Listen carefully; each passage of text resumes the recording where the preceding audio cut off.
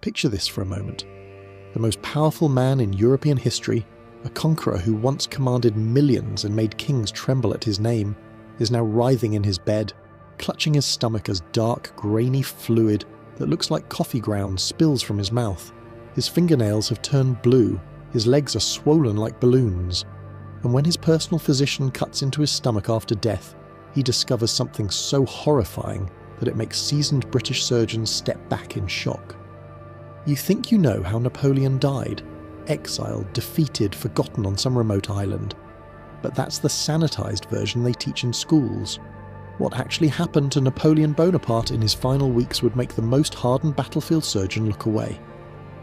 Because while history remembers the glory and the battles, it conveniently forgets that the man who once ruled from Madrid to Moscow spent his last conscious moments begging for a spoonful of sugar water like a child, his mind so destroyed by pain that he thought he was back commanding his armies, while his body literally dissolved from the inside out.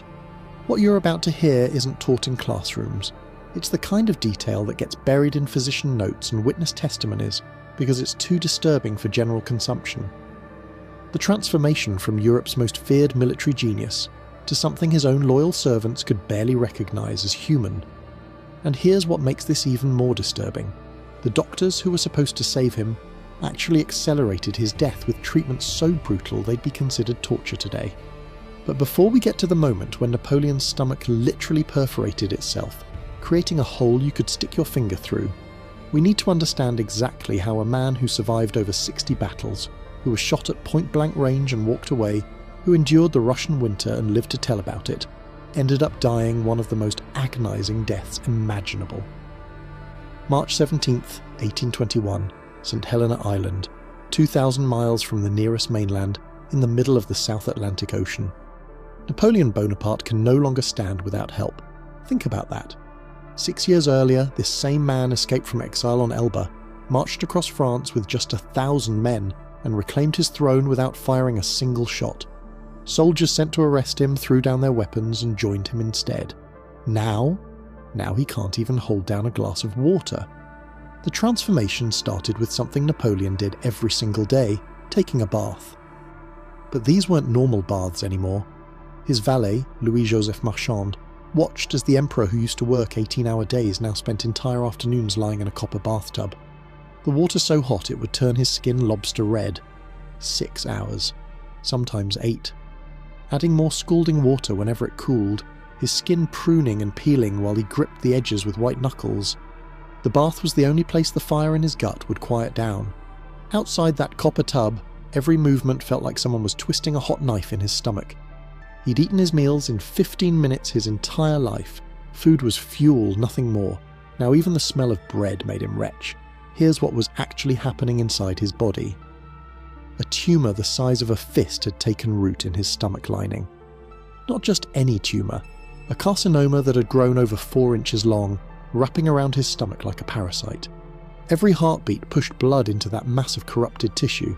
Every breath made it press against his other organs. It was literally eating him from the inside, cell by cell, while he sat in that bathtub trying to boil the pain away. By April, Napoleon's body had begun to transform in ways that horrified his servants. Count Montholon, who'd been with him since Waterloo, couldn't hide his shock. The Emperor's arms, which had once grabbed cannon wheels and repositioned them mid-battle, had withered down to skin-covered bones. You could wrap your thumb and finger around his bicep with room to spare, but his belly had swollen grotesquely, filled with fluid from the cancer. He looked 9 months pregnant, this skeleton of a man with a balloon for a stomach. When he tried to walk, on the rare occasions he could stand, he had to lean backward to balance the weight of that swollen abdomen. The smell in his room had become something beyond description, not just body odour or sickness. This was the sweet, cloying smell of tissue death. The tumour had begun to necrotize, rotting while he was still alive. His servants would burn sulphur and incense, trying to mask it. They sealed the windows because the doctors believed fresh air would make him worse. The combination created an atmosphere so thick you could almost taste it. April 15th, Palm Sunday. Napoleon summoned Abbé Vignali, a priest.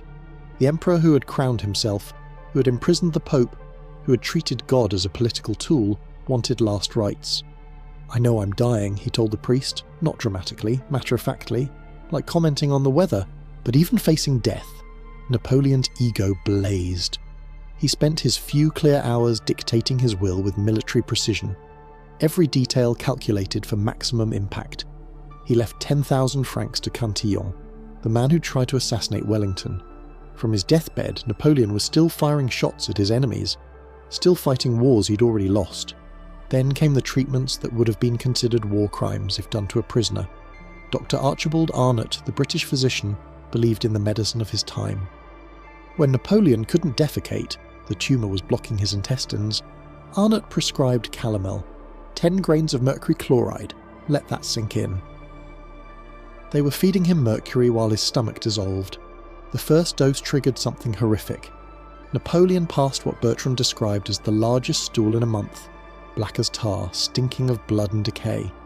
Internal bleeding so severe it had turned his waist into something that looked like roofing tar. Arnott saw this as progress.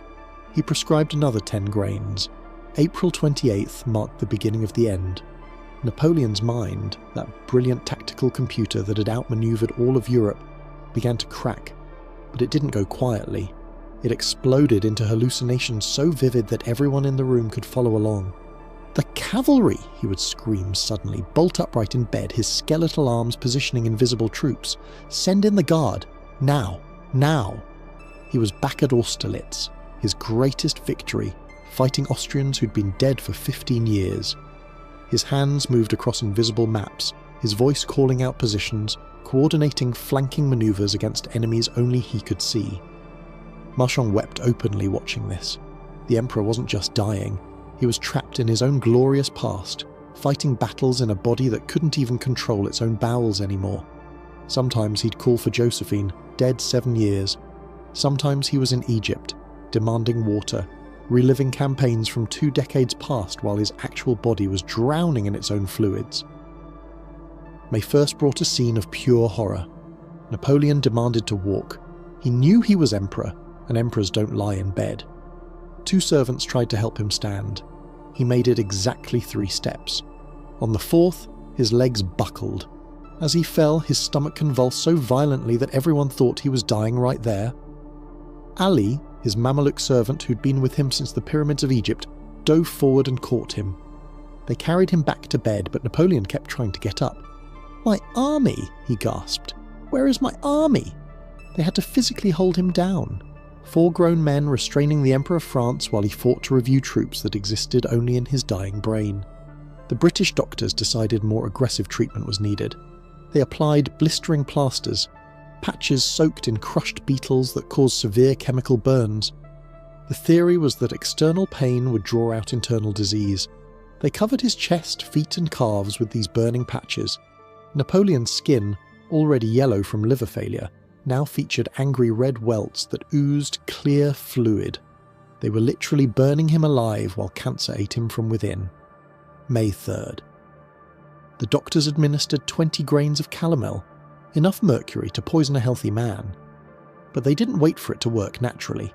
They followed it with an enema so violent that Napoleon, the emperor who had never shown weakness, who had walked through grape shot without flinching, screamed. The scream echoed through Longwood House, not a cry of pain but of complete humiliation. The man who had redesigned Europe's borders was being held down while strangers pumped mercury-laced water into his rectum. When it was over, he turned his face to the wall and wouldn't look at anyone for hours. The treatment triggered a cascade of horror. Napoleon's body expelled stool after stool, each darker than the last. But mixed in with the black waste were chunks of something else, pieces of his stomach lining. His digestive system was literally falling apart, coming out in pieces. May 4th, dawn. The mercury had done something catastrophic. Napoleon began vomiting with such force that blood vessels burst in his eyes. The whites turned completely red. What came up wasn't just blood anymore. Bertrand saw pieces of tissue in the vomit, actual chunks of Napoleon's stomach. Between convulsions, Napoleon tried to speak. Blood frothed from his mouth, mixing with words. France, mon fils, l'armée. Even as his organs liquefied, his thoughts went to country, son and soldiers. The smell in the room had become apocalyptic. Not just death, but active decomposition. The tumour had perforated his stomach wall completely. Only a miraculous adhesion to his liver, scar tissue that had formed like a natural bandage, kept his stomach contents from spilling into his abdomen. He was technically alive with a hole in his stomach large enough to put your finger through. May 5th, 3 a.m. Napoleon entered what doctors call the death spiral. His breathing had become Cheney-Stokes, rapid gasps followed by nothing, his brain forgetting how to regulate oxygen. Between the hiccups and groaning from his destroyed digestive system, witnesses heard his last coherent words, but even his last words are disputed. Montholon heard France, armée, Joséphine. Marchand heard France, mon fils, l'armée. Bertrand recorded tête, armée, head of the army. They all heard what they expected from their emperor, or maybe Napoleon, even dying, was speaking to all of them at once.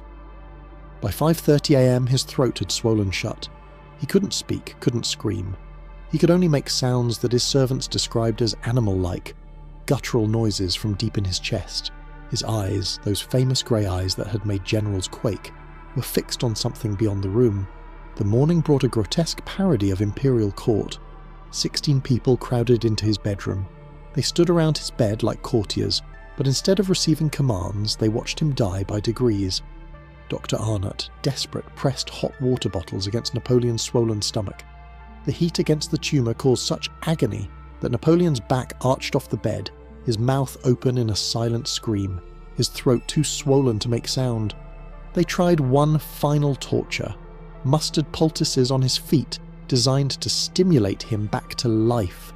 The smell of mustard mixed with decay, creating an atmosphere that made even the doctors gag.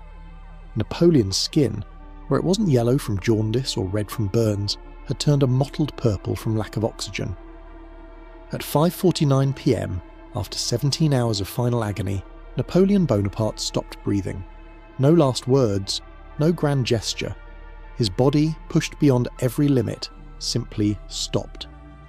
The autopsy the next day revealed the full horror. When they opened his abdomen, several doctors had to leave the room. The smell of cancer, sweet, rotten, unforgettable, filled the billiard room. The tumour hadn't just been growing, parts of it had been dying and rotting while Napoleon lived. His stomach was almost entirely cancerous, hard as leather. The perforation was exactly where the doctors predicted, near the pylorus. Dr. Antomarchi demonstrated the hole by pushing his finger through it. But worse were the white nodules scattered throughout his intestines, metastases like pearls of cancer strung through his guts. Napoleon had been dying for years, every moment of his exile, every escape plan, every dictated memoir, all while this thing grew inside him, consuming him cell by cell. They removed pieces of him. Officially, his heart and stomach went into silver vessels to be buried with him. Unofficially, Dr. Antomarchi snipped off rib fragments when the British weren't looking. Locks of hair were taken, and his penis, yes, his penis, was allegedly removed and smuggled away, eventually ending up in an American urologist collection where it remains today, resembling, as one observer noted, a piece of leather shoelace. They dressed what remained in his green uniform, placed his bicorn hat at his feet. But the real shock came 19 years later when they exhumed him to return his body to France. The tomb opened in 1840 revealed something impossible. Napoleon was perfectly preserved, not skeletal, not decomposed. His features were recognizable, his skin white as marble, his uniform intact. 19 years in the ground and he looked like he'd been buried yesterday. The preservation was too perfect. It sparked theories that persist today.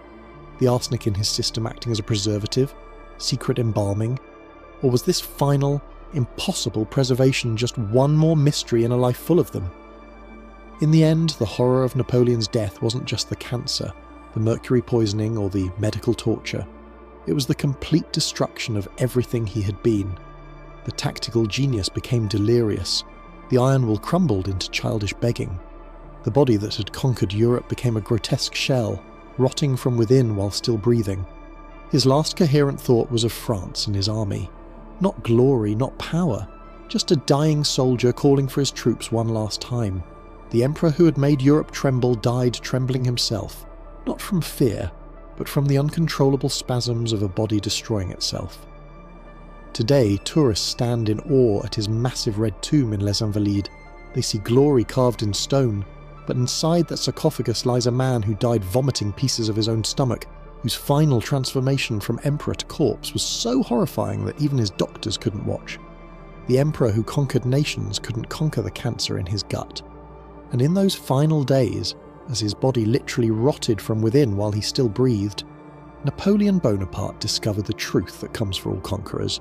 In the end, we all die alone, we all die badly, and death doesn't care about glory. Now, speaking of powerful figures who met horrifying ends, you need to watch my video on the disturbing final days of England's most evil king, where I reveal how Henry VIII's body literally exploded in his coffin. The parallels to Napoleon's death will shock you.